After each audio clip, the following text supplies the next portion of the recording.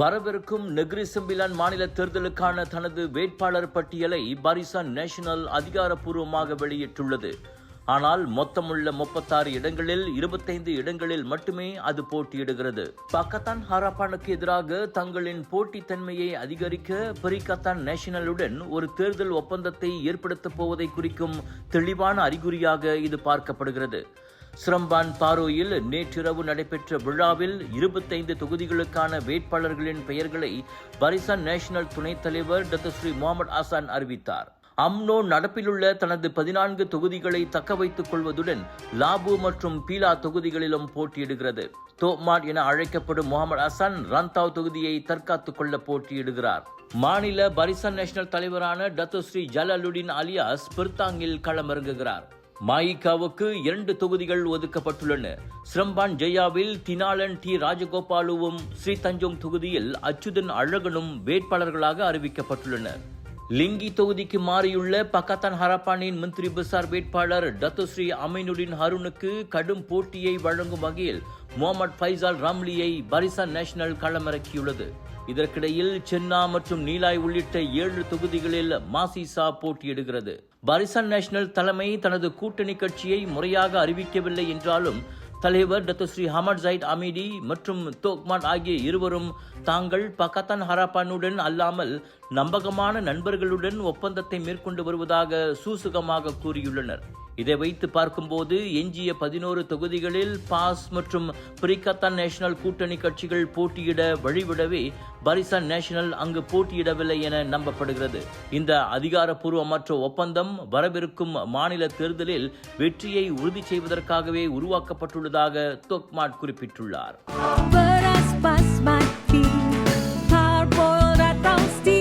நீளமானது, தரமானது, சுவையானது, ஆரோக்கியமான அரிசிக்கு உன்னதமான தேர்வு.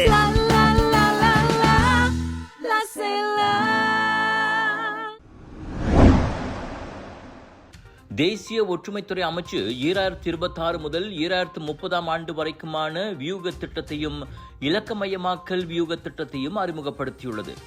இவ்விரு முக்கிய திட்டங்களும் அடுத்த 5 ஆண்டுகளுக்கு அமைச்சின் வழிகாட்டியாக முக்கிய ஆதார ஆவணங்களாக விளங்கும் என அமைச்சர் டாக்டர் ஏரன் அகு டாகாங் தெரிவித்துள்ளார். அவ்விரு திட்டங்களும் தேசத்தை கட்டியெழுப்புவது, சமூக ஒருங்கிணைப்பின் அடித்தளத்தை வலுப்படுத்துவது மற்றும் பாரம்பரிய பொக்கிஷங்களை பாதுகாப்பது ஆகிய லட்சியங்களின் அடிப்படையில் வகுக்கப்பட்ட 5 மைய கருக்கள், 12 உத்திகள் மற்றும் 33 முன் முயற்சிகளை உள்ளடக்கியிருக்கிறது. அத்திட்டங்கள் மடானி மலேசியாவின் லட்சியங்கள் மற்றும் 13வது மலேசிய திட்டத்தின் கீழ் அமைச்சின் நோக்கத்தின் அடிப்படையில் தொகுக்கப்பட்டுள்ளன. புதுமையை புகுத்தும் வகையில் இத்திட்டங்களின் செயலாக்கத்தை கண்காணிக்க முக்கிய கருவியாக கொள்கை தாக்க மதிப்பீட்டு அளவுகோல் முறை பயன்படுத்தப்படுகிறது. 2026 முதல் 2030 இலக்கமயமாக்கல் உத்தேச திட்டம் டிஜிட்டல் உருமாற்ற செயல் திட்டத்திற்கு ஏற்ப 7 உத்திகள், 21 திட்டங்கள் மற்றும் 55 துணை திட்டங்களை உள்ளடக்கியுள்ளது. இத்திட்டம் ஒருங்கிணைந்த டிஜிட்டல் சேவை வழங்கும் சூழல் அமைப்பை வலுப்படுத்துவது, அண்மைய மற்றும் பாதுகாப்பான தொழில்நுட்பத்தின் அடிப்படையில் டிஜிட்டல் உள்கட்டமைப்பை வலுப்படுத்துவது, டிஜிட்டல் ஆளுமையை வலுப்படுத்துதல் மற்றும் தகவல் தொடர்பு தொழில்நுட்ப திறன்களை மேம்படுத்துதல் ஆகிய 3 முக்கிய கூறுகளை அடிப்படையாக கொண்டுள்ளதாக ஏரன் அகு டாகாங் குறிப்பிட்டார். இதனிடையே அருங்காட்சியகங்களை வலுப்படுத்த, அவற்றின் சூழல் அமைப்பை முறைப்படுத்தவும், போட்டித்தன்மை வாய்ந்ததாக மாற்றவும் நாடு முழுவதும் உள்ள அருங்காட்சியகங்களிலிருந்து தகவல்களை சேகரிக்கும் தேசிய கலைப்பொருள் சேகரிப்புகளின் தேசிய தரவுத்தளத்தை உருவாக்க பரிந்துரைக்கப்பட்டுள்ளது. இன்று வரை மலேசிய அருங்காட்சியகத்தின் துறையின் கீழ் உள்ள சேகரிப்புகளின் மொத்த எண்ணிக்கை 4,37,242 எட்டியுள்ளதையும் அமைச்சர் சுட்டிக்காட்டினார்.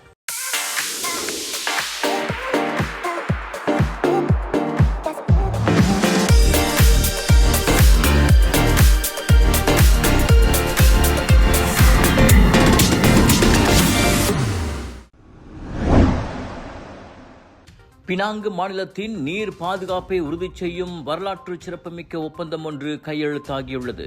பேராக் மாநிலத்திலிருந்து 40 ஆண்டுகளுக்கு தடையின்றி தண்ணீர் பெறுவதற்கான இந்த ஒப்பந்தத்தை பினாங்கு முதல்வர் சாவ் கொன் யாவ் அதிகாரப்பூர்வமாக அறிவித்துள்ளார். இதன் வழி 2032ஆம் ஆண்டு முதல் பேராக்கிலிருந்து தினசரி 300 முதல் 500 மில்லியன் லிட்டர் சுத்திகரிக்கப்பட்ட தண்ணீர் பினாங்கிற்கு கொண்டு வரப்படும். இந்த திட்டத்திற்காக பினாங்கு நீர் விநியோக கழகமான PBAPP ஆண்டுதோறும் 210 மில்லியன் ரிங்கிட் கட்டணமாக செலுத்தும் என முதல்வர் கூறினார். தவிர 1 கனமீட்டர் தண்ணீருக்கு 1 ரிங்கிட் 70 சென்ட் கட்டணம் நிர்ணயிக்கப்பட்டுள்ளது. இது ஒவ்வொரு 3 ஆண்டுகளுக்கும் ஒரு முறை மறு ஆய்வு செய்யப்படும் என்றார் அவர். 1973ஆம் ஆண்டுக்கு பிறகு பினாங்கு மேற்கொள்ளும் மிக முக்கியமான நீர் ஒப்பந்தம் இதுவாகும். மாநிலத்தில் அதிகரித்து வரும் மக்கள் தொகை மற்றும் தொழில்முறை தேவைகளை கருத்தில் கொண்டு சுங்கை மூட ஆறுக்கு மாற்றாக அல்லாமல் 2வது நீர் ஆதாரமாக இந்த திட்டம் உருவாக்கப்படுகிறது.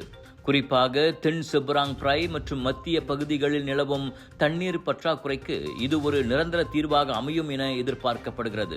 நீண்ட கால தீர்வாக கடல் நீரை நன்னீராக்கும் தொழில்நுட்பம் குறித்தும் பினாங்கு அரசு ஆய்வு செய்து வருவதாக சாவ் கொன் யாவ் கூறினார். Are you ready to witness the future of artificial intelligence right here in Tamil Nadu? Join Chennai AI Summit 2026, Tamil Nadu's first international AI summit, happening on August 7th and 8th at VIT Chennai. Meet world-renowned AI experts, researchers, industry leaders, entrepreneurs, startup founders, and technology innovators from across the globe. Explore breakthrough innovations in AI healthcare, semiconductor and AI, cybersecurity and AI, media and communication, and many more emerging technologies. Connect, learn, collaborate, innovate. Be part of the next wave of digital transformation. Register now at ititrc.com or call 72999-92999. Chennai AI Summit 2026, where innovation meets intelligence. வணக்கம் maths, உங்கள் புதிய OTT உலகம். எல்லா வகை தகவலும் பொழுதுபோக்கும் ஒரே இடத்தில். குறைந்த விலையில் நிறைந்த அனுபவம். இப்போது 2 மாதங்களுக்கு இலவச சந்தா. வணக்கம் மேக்ஸ், உங்கள் பொழுதுபோக்கின் புதிய முகவரி.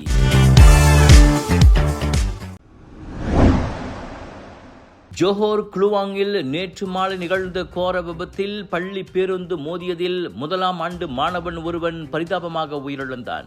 தாமான் ஸ்ரீ லாலாங் பகுதியில் உள்ள ஜலான் பூங்காராயா அருகே இந்த விபத்து நடந்துள்ளது. பேருந்திலிருந்து இறங்கிய சிறுவன் சாலையின் இடதுபுறம் நடந்து சென்று கொண்டிருந்த போது எதிர்பாராத விதமாக திரும்பிய பேருந்து அவன் மீது மோதியது. தலையில் படுகாயமடைந்த அச்சிறுவன் சம்பவ இடத்திலேயே உயிரிழந்ததாக குலுவாங் மாவட்ட போலீஸ் கூறியது. 36 வயது பெண் பேருந்து ஓட்டுநர் விபத்தை உணர்ந்தவுடன் அதிர்ச்சியில் மயங்கி விழுந்தார். அவர் தற்போது மருத்துவமனையில் சிகிச்சை பெற்று வருகிறார். சாலை போக்குவரத்து சட்டத்தின் கீழ் கவனக்குறைவாக வாகனம் ஓட்டி மரணத்தை விளைவித்ததாக இந்த விபத்து குறித்து போலீஸ் விசாரணை நடத்தி வருகிறது. கலர்ஸ் ஆஃப் இந்தியாவின் பிக் இந்தியா ஷாப்பிங் ஃபெஸ்டிவல் மற்றும் Manjung edition foodie macha viral food festival. உணவு எல்லாமே ஒரே இடத்தில் உங்களுக்காக 16 ஜூலை தொடங்கி 19 ஜூலை வரை லோட்டஸ் மஞ்சோங் சித்தியவான் பேராக்கில். நண்பர்களே, திரண்டு வாருங்கள். நுழைவு இலவசம்.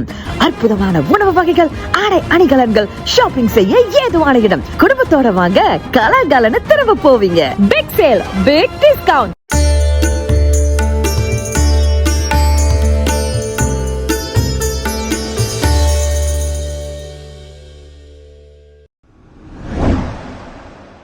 ஸ்லாங்கூர் கோம்பாக்கில் மது போதையில் இருந்த நபர் ஒருவர் தனது அண்டை வீட்டின் உள்ளே புகுந்து ரகளையில் ஈடுபட்ட சம்பவம் பரபரப்பை ஏற்படுத்தியுள்ளது.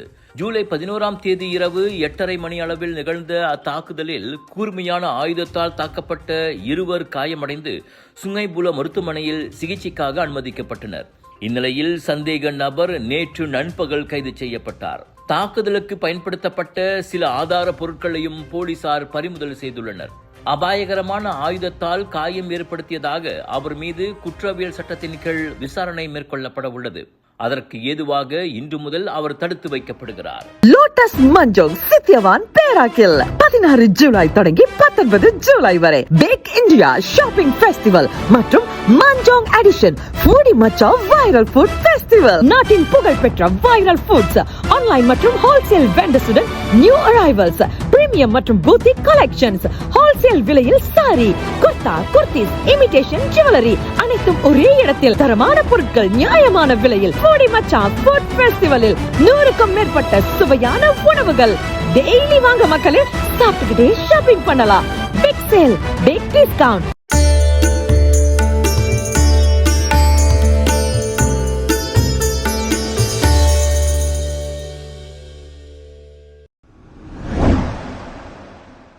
அமெரிக்காவின் யூத்தா மாநிலத்தில் வணிக வளாகம் ஒன்றில் பணியாற்றி வந்த இந்திய முஸ்லிம் ஆடவர் மீது மதவெறியால் தூண்டப்பட்டதாக கூறப்படும் கொடூர கத்திக்குத்து தாக்குதல் நடத்தப்பட்டுள்ளது.